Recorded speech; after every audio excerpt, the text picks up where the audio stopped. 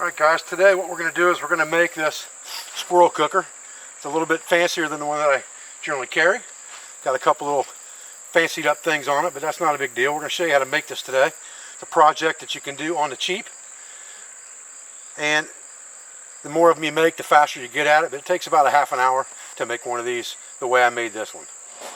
Morning guys, Dave Canterbury at the Pathfinder School. I had a lot of guys asking me about making a squirrel cooker after my video yesterday on cooking the squirrel. I made a video some time ago about a squirrel cooker, or maybe it was just a set of cooking irons, I don't remember for sure. But what I wanted to do today was I wanted to kind of take a slow walk through the process of making a squirrel cooker, show you how that's done, show you how to fancy it up a little bit. The material cost is very, very cheap for this. It only takes 2 pieces of rebar, 2 feet long. You can buy these for 99 cents at just about any good construction type hardware store. They use them for concrete work. So you're going to have $2 in this thing. Now you're obviously going to have something to pound on, like an anvil and a good hammer, a decent fire. But you can make something like this in an actual fire pit. It just takes longer to heat it up with hardwood coals. And you can use anything like a piece of railroad track or any hard piece of metal for an anvil. Anvils were nothing fancy in the beginning. They were just huge pieces of some type of hard metal. In the beginning they were actually stone. And then they were some type of big chunk of iron ore that had been smelted down, and later on they took shape. The anvils that we see nowadays are more like the anvils that were used in Europe, and the anvils that we see today are generally more of an 1800s type pattern than what they used in times before that. So it's not really difficult to make an anvil or to find something you can use for an anvil. It just takes a solid piece of metal. You can go to any scrapyard generally and find some heavy piece of metal, even if it's just a piece of railroad track, that will work, and you can shape those down into anvil shape, and we'll talk about that in another video. We'll show you different types of anvils that I've found that I've bought from scrapyards and things like that. That's always a good place to look for them. But if you've got that and you've got a good stout hammer, you can make a squirrel cooker. And the only other thing you need is a chisel, and those things are pretty easy to find as well, and you could make one of those in your forge if you had to begin with, out of a larger diameter piece of rebar or some type of tool steel like a large Allen wrench or a connecting rod from a scrapyard, something like that. Any of those things will make a cutting chisel that you can use to make hot cuts with. So let's get started on this, and I'll show you the process. It really only takes about 20 minutes, 25 minutes to do this once you get pretty good at it, but it's a very good and effective tool. Now let's talk about size. The reason I chose 2-foot rebar is because I'm going to put some bends and some turns in this, which will make it smaller overall in the long run. But what I try to do is I try to keep my squirrel cooker length a little bit smaller, or about the same as my bedroll and my axe. That way I can roll all of those things up into my bedroll and put them on the bottom of my pack, so my axe and my cooking device are tucked in there together. Okay, the most difficult part of this process is probably making the fork itself that's going to hold your meat on the cooking device. So we're going to make that first. And once we get our bar stock heated up, we want about 4 to 6 inches of that heated up, and we're going to draw that out to a flat that we can then hot cut with a chisel. If we had some type of a bandsaw, it would make this real quick and easy. Put some glasses on here.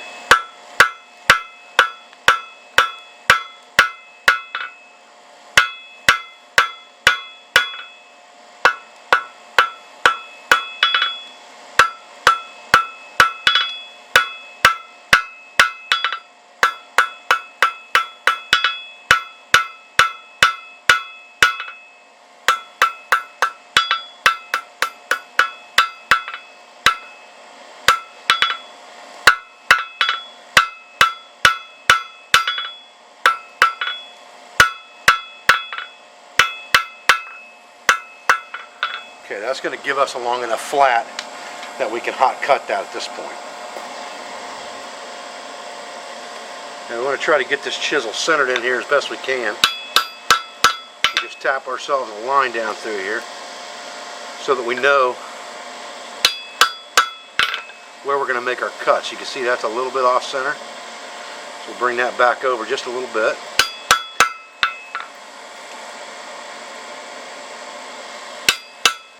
I'm not attempting to cut anything right now, I'm just scoring a line.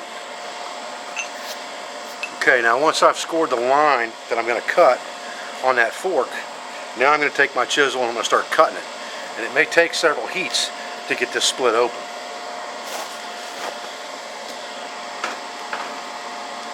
The hotter that metal is, the easier it's going to cut, but I don't want to burn it off either.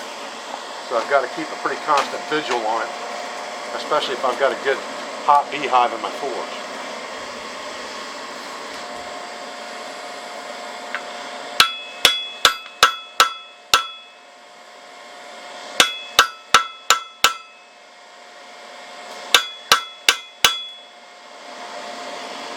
Now once you start separating these ears, you got to be careful, because at that point you've got smaller pieces of metal in your forge. They're going to heat up and burn off faster.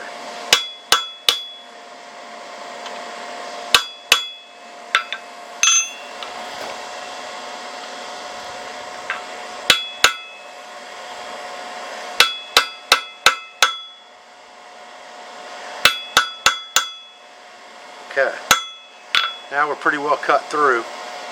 Now we got to separate those forks. Once we get those hot, we can just put them out here on the front end of this anvil horn. Spread them straight out just like that.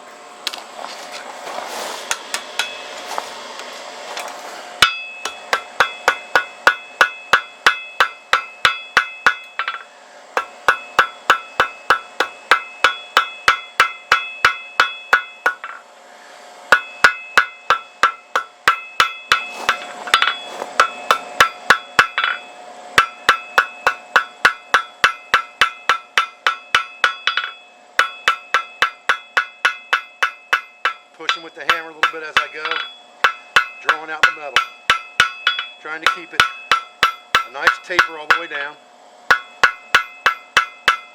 and work it to a point.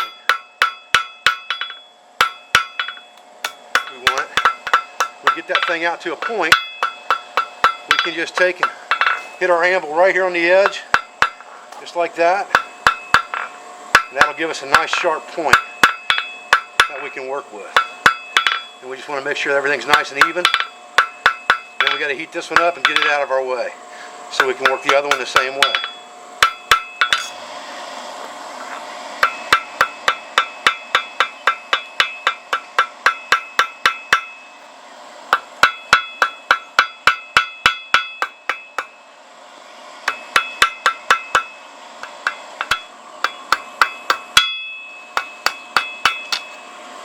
Okay. Now, what we really need to do is check for length to see if they're both about the same length. So we'll bend them both straight real quick, and then we'll check it. Okay, let's have a look-see real quick here. We got about 5.5 to the middle on that side, and about 5 1/4 on that side. So we got one side just a little bit longer than the other. Not a big deal, we can cut that off. Okay, we got the center of this thing good and hot now. Now we're going to put it right on the eye, and we're going to pound into it just like that. And that's called upsetting.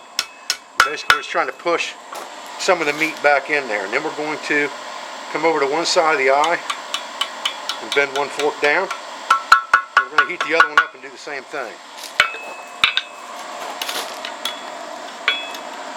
That should give us a pretty even fork, just like that.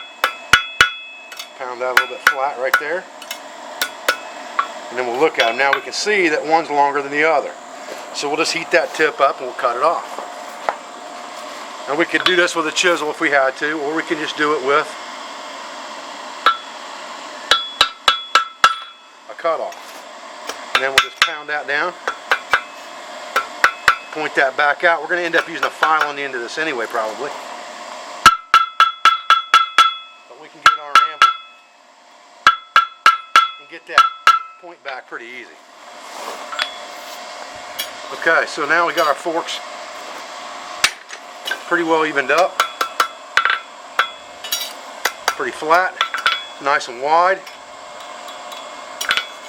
You got plenty of room in there to put meat on that. It's just a little bit off center, I think, but that's not going to make any difference at all. It's sure not much off center. Okay. Rub this thing down a little bit here. And then we'll quench it in oil.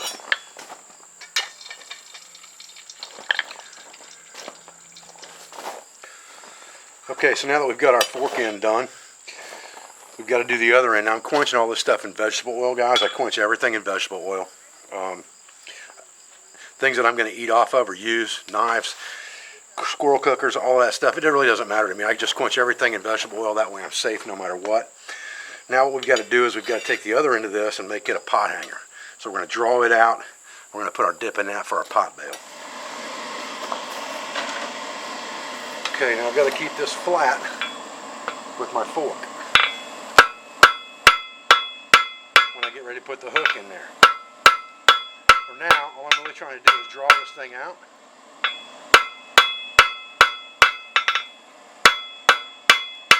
I'm still trying to keep myself square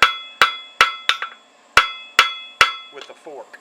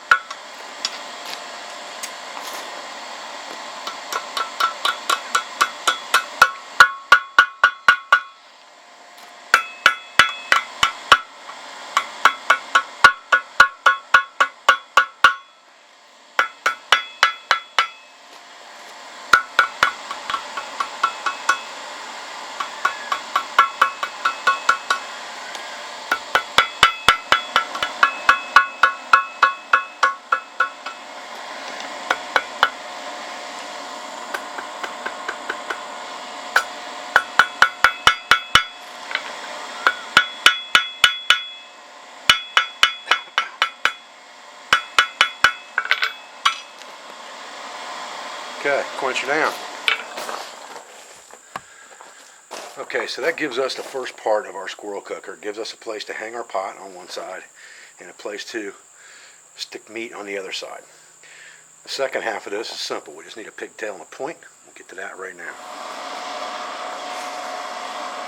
Okay, now what we're going to do is we're just going to pound this down real quick, like to a point on the side of our anvil, just like this, using side hammer strokes to give it a quick point. We want a good square point on there. Okay, now we're going to heat it up again and we're going to draw that out a little bit.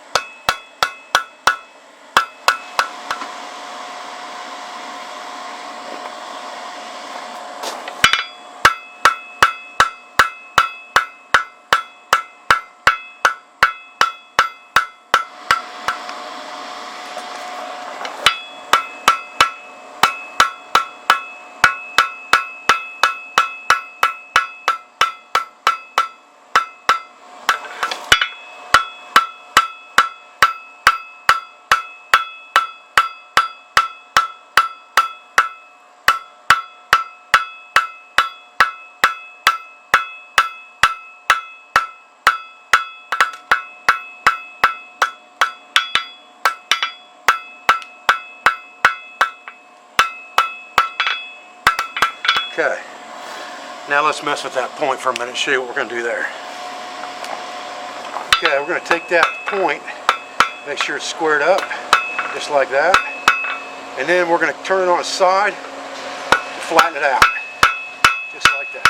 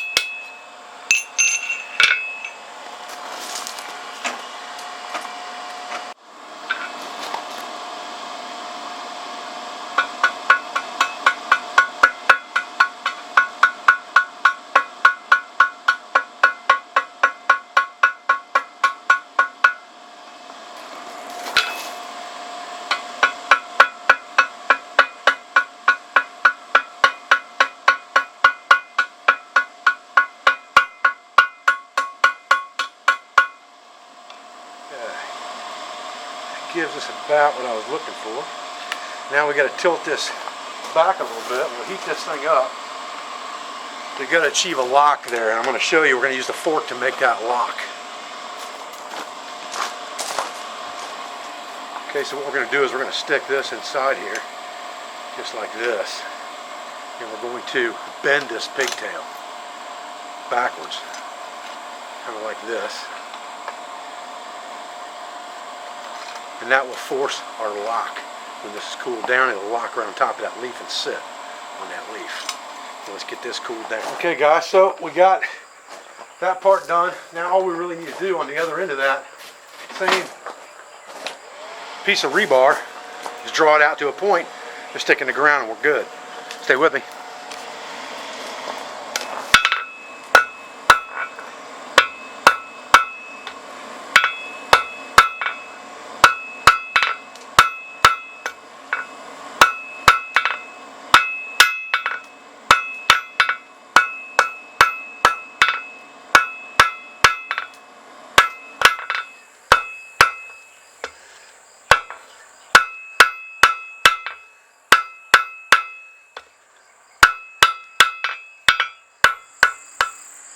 Okay guys, so here's what we got when we're done.